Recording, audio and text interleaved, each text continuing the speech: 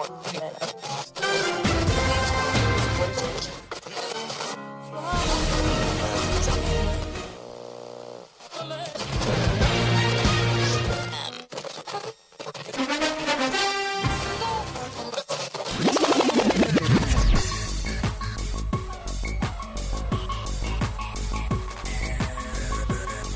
your headphones and pour your favorite beverage. It's time for the Kickin' or Stickin' Fantasy Football Podcast. Now, fresh off the sidelines, your host, Matt McPeak.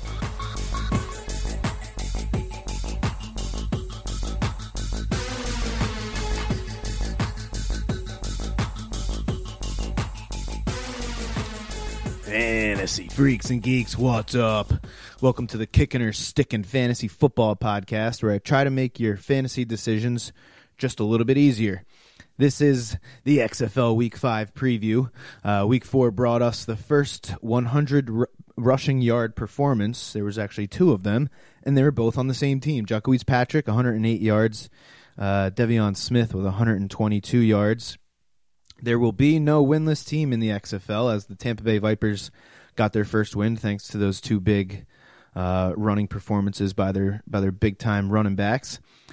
We had a quarterback saying that they should bench one of their best receivers. We had a coach seemingly not know what the score was. And the best two teams after Week 3 are still the best two teams after Week 4, in my opinion at least. That is the undefeated Houston Roughnecks and the 3-1 St. Louis Battlehawks. On this episode, as always, we're going to check out the betting results from Week 4, look at the trends that are developing there. We'll check out all four of the XFL games. I'm 0-3 on my XFL parlays so far, but I'm going to keep it going. I got another one this week. We'll see if I can finally hit. And then I got a FanDuel lineup of some guys with good matchups that I think are gonna play well this week. So, Week 4, it was highlighted by the two home dogs winning. New York Guardians and the Tampa Bay Vipers both won. They were the underdogs at home. The New York Guardians were getting 7 points from the visiting Los Angeles Wildcats, and they won outright, 17-14. And thanks to their defense, they kept the score under 40. Total was 31. The other was Tampa Bay, who was getting only 1 point when the week started, but the line moved to 2.5 by kickoff. The Vipers had the widest margin of victory in Week 4, winning by 25 points. The game finished under 43.5, with the DC Defenders getting shut out. The only over to hit in Week 4 was Seattle and St. Louis. St. Louis was giving 12 points. It was the widest spread of the week. This week they also have the widest spread, which I think is also 12 points. Week 4, the over-under was set at 38.5, and the final score was 23-16 St. Louis. So they won the game but failed to cover, and they let the total go over. The biggest game of the weekend, though, end of the year so far, Houston at Dallas had an over-under of 50 points. Dallas was getting 1 point at home, but they lost by 7. This was Houston's first game of the year that it did not go over. So they've kind of been an over machine so far this year, and Week 4 that changed. So far, the home teams are 11-5. The under is 11-5. 5 home underdogs have won, plus 1 road dog in Week 1. St. Louis at Dallas, and Houston has covered in 3 of their 4 games. The road favorites are 5-0 against the spread. The home favorites are 3-2 against the spread. So so far it seems like the home team, it's a safe bet. The under is a safe bet. Road favorites are 5-0 against the spread. So if you are going to go with those road teams, seems like going with the favorites is the way to go. So that was Week 4. Definitely a good week. I was only able to see the Saturday game. Sunday had a lot going on, but it was a fun week. I'm excited about this league continuing. There's a lot of people who's talking about, week one was great, but then it's going to fall apart. And we've gotten 4 solid weeks so far this season. So let's look at the games here. So we have Seattle Dragons at the Houston Roughnecks Saturday at 2:00. The Dragons, the line opened with the Dragons getting 13 points, but I believe I saw this morning that it's now at 12. And the over-under is 45.5. Again, these are all FanDuel Sportsbook. That's what I use because it's the easiest. Houston's defense came to play in week 4. In the Texas Showdown with the Renegades. They had 3 interceptions and 2 fumble recoveries. One early in the fourth quarter, which was returned for a touchdown, and one that was really an interception. DeMarcus Gates made a great fingertip catch when the ball kind of bounced off of Flynn Nagel's face mask, but because it was behind the line of scrimmage, it was technically considered a fumble. They held Dallas to their lowest total yards and the fewest first downs since week 1 when Landry Jones didn't play. Landry Jones had his lowest passing yards and his fewest completions so far this season versus Houston last week. So Houston's defense definitely came out to play. Houston's offense was not firing on all cylinders like they had been in the first 3 weeks. This was the first Houston game that did not go over, like I mentioned earlier. P.J. Walker had his lowest passing yards, lowest QB rating. He only had 2 touchdowns, which I know is kind of ridiculous to say, the guy only had 2 touchdowns, but considering he had 10 touchdowns in the first 3 games, it wasn't his best game. And he threw his first interception since week 1. James Butler only had 5 PPR fantasy points in week 4 after averaging 13 PPR fantasy points in the previous 3 games. And Nick Holley didn't get a single carry last week, but he led the team with catches with 8 and receiving yards with 97. Plus, he scored on a little 6-yard swing pass. Houston was looking great, even though they weren't playing at their best. Seattle, on the other hand, it wasn't great for them. They did get a shot in the arm, though, in the second half when head coach Jim Zorn decided it was time to put in B.J. Daniels at quarterback. He rushed the ball for 84 yards and really gave them a spark on offense with that zone read. He was on the field for both of Seattle's touchdowns. On 3rd and goal from the 1-yard line, they went to a 3 tight end set, and Kenneth Farrell punched it in for the touchdown. Daniels then kept it on a zone read for a successful 1-point attempt after. But he didn't do enough in the passing game to get the win. He only completed 50% of his 10 passes. He had 100 yards passing, and he threw a touchdown, but 57 of those 100 yards came on his first throw, which was, again, a play-action deep pass to Alonzo Moore. Still not enough to match St. Louis. You got to come ready to play if you're going to play St. Louis. They were kind of bullying around Seattle last week, kind of like they did to New York the week before. If you're going to be playing these Battlehawks, wherever you're going to play them, you definitely got to come ready to play because you know they are. Embarrassing moment for Jim Zorn after the touchdown pass to Rodriguez in the fourth quarter. Zorn decided to go for a 3-point attempt down 4 points with 13 minutes to go. Now, obviously, looking back, that's not the right play in that situation. You go for 1 and you only need a field goal to tie, or you be aggressive and you go for 2 and a field goal on your next possession would win you the game, granted that your defense can hold. I get it. These new XFL rules may take some time to adjust to, but that was week 4. It's not week 1. We're going into week 5 here. These coaches have known the rules well before the season started. To me, there's no excuse for it. Even in an NFL game, if you're down 10 and you score a touchdown, you kick the extra point to make it a 17-20 game, and you play some defense, and you hope that your offense can then drive down and kick a field goal. Just very confusing decision by Jim Zorn. I think he got a little caught up in it, and I think these extra point after attempts are kind of throwing a loop at some of these coaches here. But like I said, there's no excuse for it. You got to know what the score is. You got to know the situation. There was still plenty of time in that game, especially with this new 2-minute rule. I don't get it. Also, Houston's defense, looking forward to this game here, Seattle at Houston. Houston's defense now has 8 interceptions this season. Seattle's quarterbacks have already thrown 5 in 4 games. So they better protect the quarterback.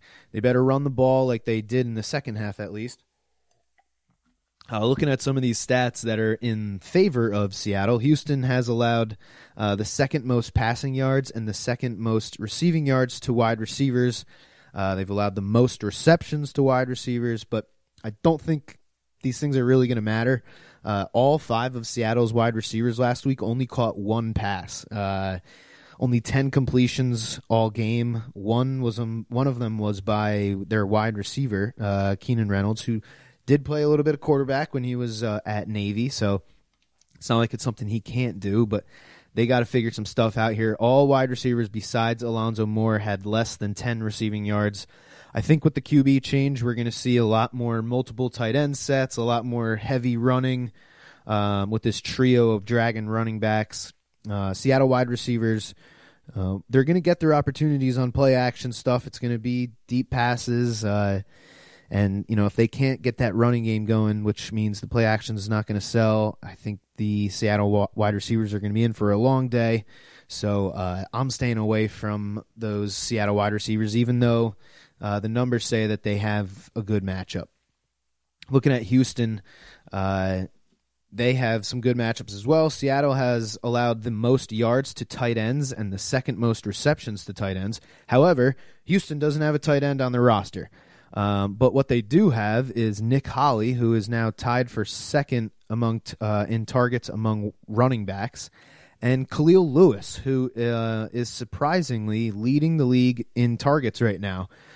We saw last week with Cam Phillips, not playing up to his standards, that Khalil Lewis got 13 targets, caught 6 of them for 53 yards. He did have one nice long catch of 20 yards.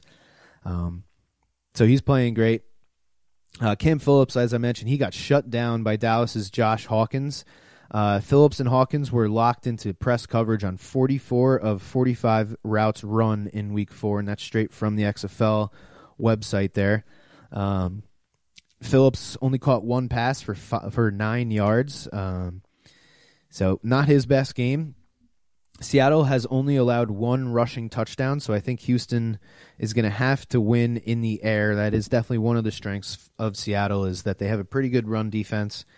So I think Houston's going to be looking to make some plays in the air, get Cam Phillips going again. All right, the next game we got here, we got the New York Guardians 2-2 versus the Dallas Renegades, who are also 2-2. The Guardians are getting 8 points on the road. The over-under is set at 37. New York got back on track with Luis Perez at QB, and with their running game, the team averaged 4.2 yards per carry. It was the 3rd highest of the week. Perez played just good enough to get the win. New York's only touchdown came on a Perez audible, actually, where he changed the play to a pass play, and he threw a perfect little back shoulder fade to Mikael McKay. They could have put up more points, though. McHale dropped a wide-open pass where he had nothing but daylight in front of him. They had to settle for 2 field goals, one from the LA 3-yard line. Perez missed Jake Powell on a 1st and goal. Then on a 3rd and goal, they brought in Marquise Williams to run a little sprint out, which resulted in a sack. Then later in the game in the red zone, New York allowed 2 sacks, got pushed back to like the 29-yard line.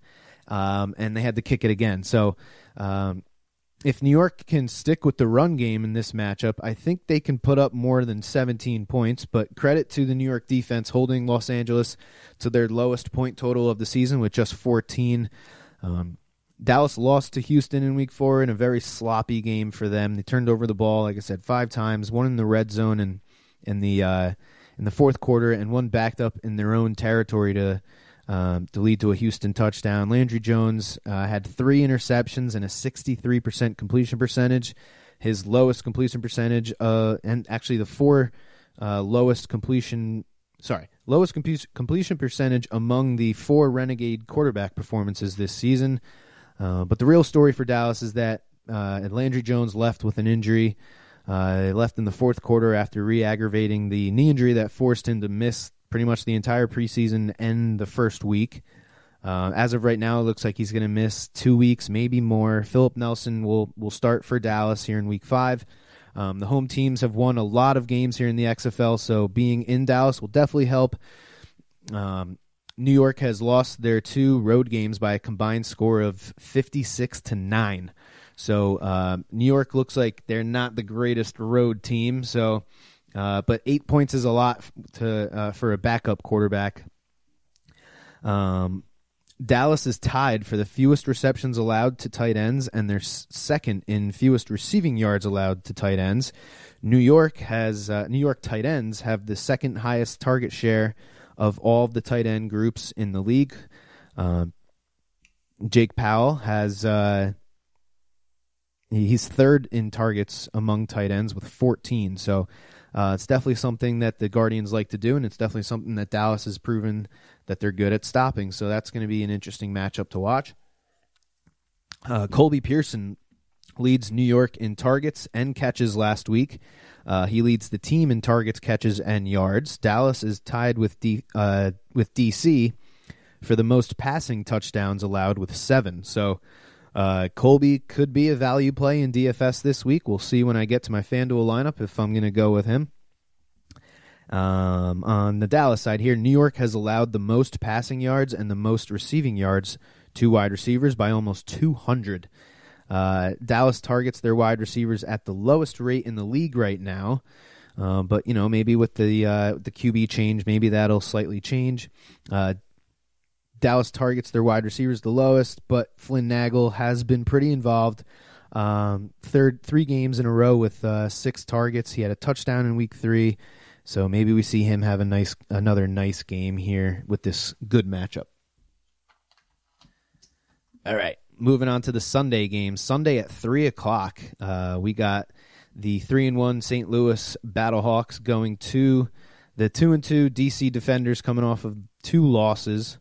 DC is getting 3.5 points at home, and it's a 39-point over-under right now.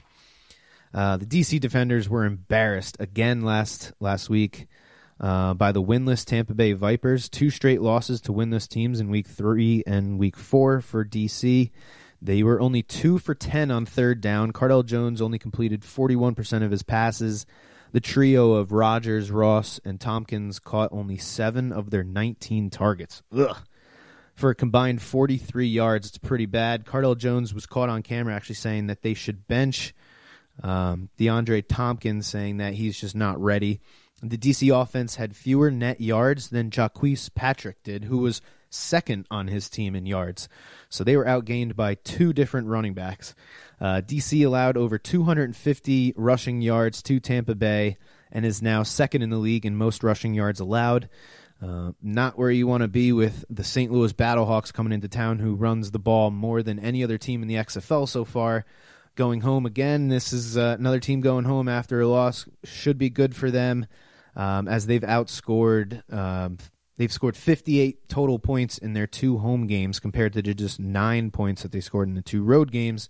Definitely another team that plays way better at home than on the road. St. Louis running backs Christian Michael and Matt Jones were not at their best. 47 rushing yards between the 2 of them on just 27 carries.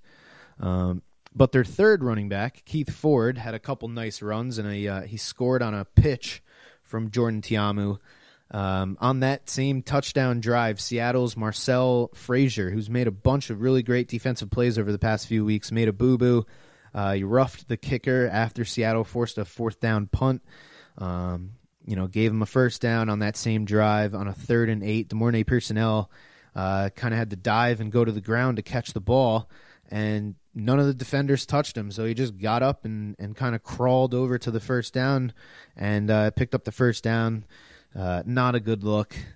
Just looks like no effort. After the touchdown, the Battlehawks ran some trickeration on the 2-point attempt on a end around, and then Tiamu pitched the ball to Pearsonell, who he could have just walked into the end zone, but he decided he wanted to be a star, and he wanted to throw for a 2-point conversion, and he missed a wide open Marcus Lucas.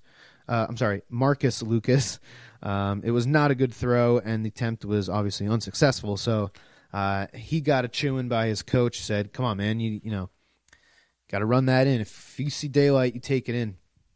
Tiama was the leading rusher on the Battlehawks in Week 4, though, with his 63 rushing yards. He had the most carries on the team with 16.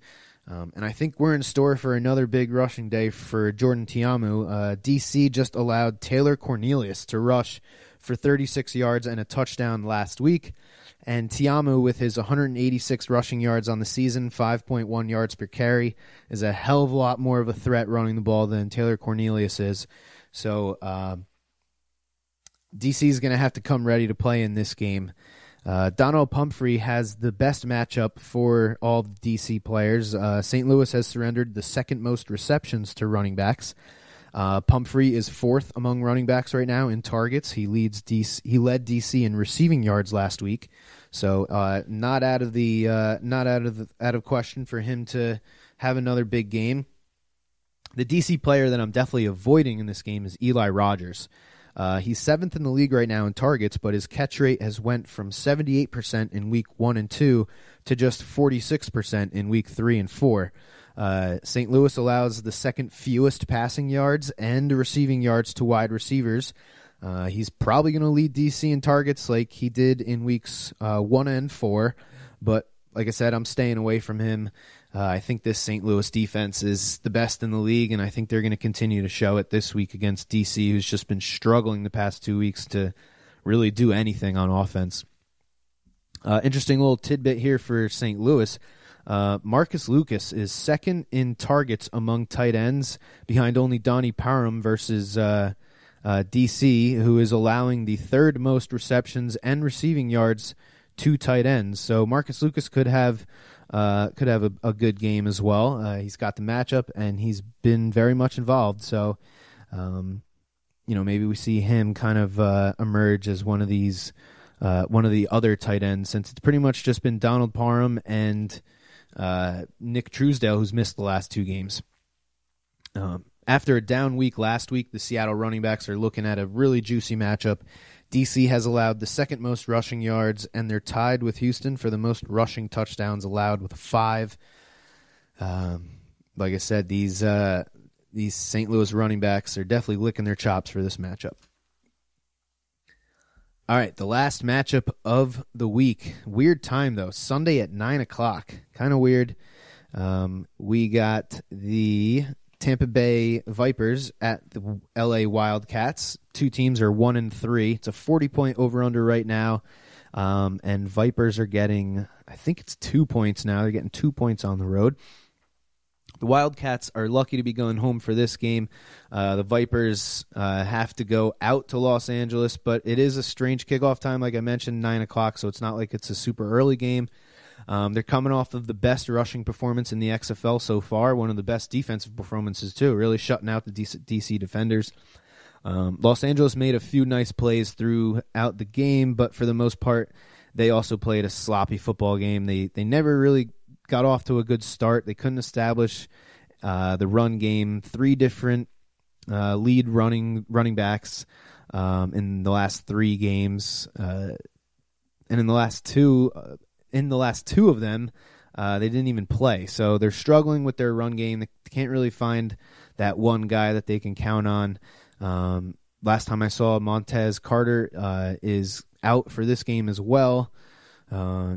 But they need him back with his 5+ yards per touch and his 3 touchdown upside. Los Angeles' first 2 drives were 3 and outs. They went 2 for 12 on 3rd down. LA's kicker Nick Novak missed 2 field goals. They didn't force any turnovers compared to the 5 turnovers they forced in week 3. Josh Johnson also threw that interception at the end of the 3rd quarter inside the New York 38-yard line. The Wildcats, they really should have won that game. One thing for them, though, one out that they have is that this loss came with no Nelson Spruce. Spruce is 3rd in the league in targets, and he's only played 3 games, one of which was with Charlie Canoff at quarterback. So for this season, the only game we saw so far this season, the only game we saw with both Spruce and Trey McBride, quarterback Josh Johnson had a 148 QB rating, and the Wildcats put up 39 points, the most points they scored in a game so far. So if Nelson Spruce is back, then maybe that'll give them a little extra boost. Maybe that'll give them what they need to push them over the top. But if it's just going to be McBride again, then I think this Vipers defense is for real, man. And they say defense and running games, they travel. So if you're going to play daily fantasy this weekend, you're going to want to get one of these two Tampa Bay running backs in your lineup. The Los Angeles Wildcats have allowed the most rushing yards and the most receptions and receiving yards to running backs. So they pretty much they are the most generous to running backs. The Tampa Bay Vipers finally got their first win thanks to the running backs that they got, Devion Smith and Jacquizz Patrick. They each averaged 5.1 yards per carry. Devion Smith with 3 more carries, and he also had 3 targets. But Jacquizz Patrick got the touchdown. So Smith is now 5th among running backs in targets. He's very much involved in the passing game. Like I said, get one of these two guys in your lineup. Tampa Bay has the most rushing yards, and they're tied for first in yards per carry with 3.7. They're second in rushing attempts. The Tampa Bay running backs should eat this week. The Tampa Bay tight ends are also have one of the best matchups this week. LA has allowed the most receptions and the second most receiving yards to tight ends. So last week, no Nick Truesdale. He actually missed the past 2 games. But last week we saw Dan Goolsby catch all 3 of his targets for 41 yards, and he had a 13-yard touchdown. Tampa Bay has targeted their tight ends 20 times. It's the second most amount of targets to tight ends. Nick Truesdale, 5th in targets among tight ends, and he only played in the first 2 games. He was a full participant in practice on Wednesday, so he looks like he's in line to play this Sunday, but you never know. So if he's active, then he's going to be in my lineup for sure. Looking at Devion Smith, LA, like I said, they get killed by the running back, so I'm playing him. Looking at the Wildcats, McBride and Saheed Blacknell each caught a touchdown of over 40 yards. Jordan Smallwood made a few plays. He had both of the 2-point attempt targets. He caught one of them. But this week they see Tampa Bay's defense that has allowed the fewest passing yards and the fewest receptions to wide receivers. So I think I'm going to stay away from the LA guys unless Nelson Spruce is back, because that's really going to help them a lot. Another quick thing for these LA Wildcats, Brandon Barnes leads in receiving yards when lined up as a true tight end. So Donnie Parham's kind of getting all the attention as the top tight end in the league, but he runs the overwhelming majority of his routes as a slot receiver. He's only run a route as a inline tight end 9 times, so 4% of his routes, compared to Brandon Barnes, who's run 77 routes as an inline tight end. So Brandon Barnes, another one of these tight ends that maybe you want to pay down at tight end. You don't want to pay the $18 that it costs you on FanDuel to get Donald Parham in your lineup. All right, real quick, let's get to my 3-team parlay. Houston Roughnecks minus 12.5 at home versus the Seattle Dragons. It's a lot of points, but I think I'm going to go Houston minus 12. The home teams in the XFL have been dominant. 13 points is a lot, but Seattle has lost by 12 in 2 of their 3 losses. Houston averages 31 points per game. Seattle averages only 16 points per game. I think Houston's defense follows up their big 5-turnover performance last week with another big game in Week 5. I'm going to take the Seattle Battlehawks minus 4.5 at DC Defenders. The Defenders, especially their defense, looks like it has no interest in playing smash mouth football, which is what which is what St. Louis forces you to do. After seeing what Tampa Bay running backs were able to do last week, I think Matt Jones, Christine Michael, and Keith Ford are going to come to this game ready to rock. I don't think going home is going to be enough for the Defenders. I see another ugly loss for DC. And my third leg here is going to be Tampa Bay Vipers +2 at the Los Angeles Wildcats. Now, this could change if Nelson Spruce is active. If so, I think I'll take the Wildcats at home. But as of right now, I'm going to go with the Vipers. Or maybe just go with the Vipers money line, maybe get a little slightly better payout, because really, what's 2 points? Yes, it's an East Coast team going out west, but with Tampa coming off its first win, running the ball the way they did last week, and with the way that the LA run defense has played, plus LA's vulnerability to tight ends, and Tampa Bay looking like they're going to get Nick Truesdale back, I'm going to go against the trends, and I'm going to go with the road team here, traveling across the country. I think Tampa is better than their 1-3 record, and I think they bring that top-ranked defense out to LA and get themselves another win. All right, my FanDuel lineup for Week 5. PJ Walker for $23, best quarterback in the league. He's at home, coming off of for him a bad game. Devion Smith for $16, 120 rushing yards last week. Best matchup for running backs in the XFL this week. If Nick Truesdale is active, I'm going to play him for $13. He should be very much involved. LA does not cover tight ends very well. Flynn Nagel for $16. New York has been smoked by number one wide receivers.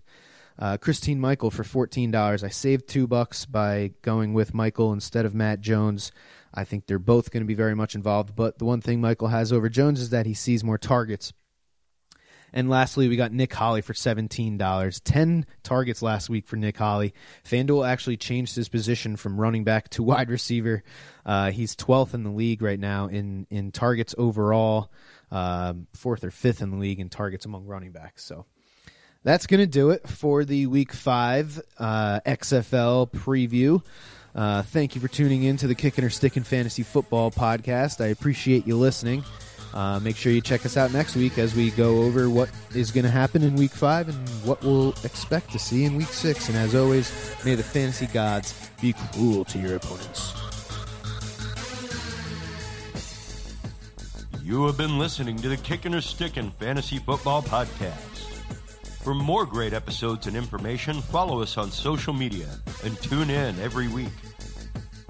Kickin' or Stickin' is available on Google Podcasts, iTunes, iHeartRadio, Spotify, Alexa, Reach.tv, or your favorite podcast service. Kickin' or Stickin' is a proud member of the HC Universal Network family of podcasts. To find out more about this and other great shows on our network, visit us online at hcuniversalnetwork.com today. Fantasy football is fun, but gambling addiction destroys lives. If you or someone you love suffers from gambling addiction, please do not be afraid to seek help. The National Council on Problem Gambling operates the National Problem Gambling Helpline Network. Contact them today at 1-800-522-4700. Thank you for tuning in to the Kickin' or Stickin' Fantasy Football Podcast. Please remember to play responsibly and always look for your man downfield.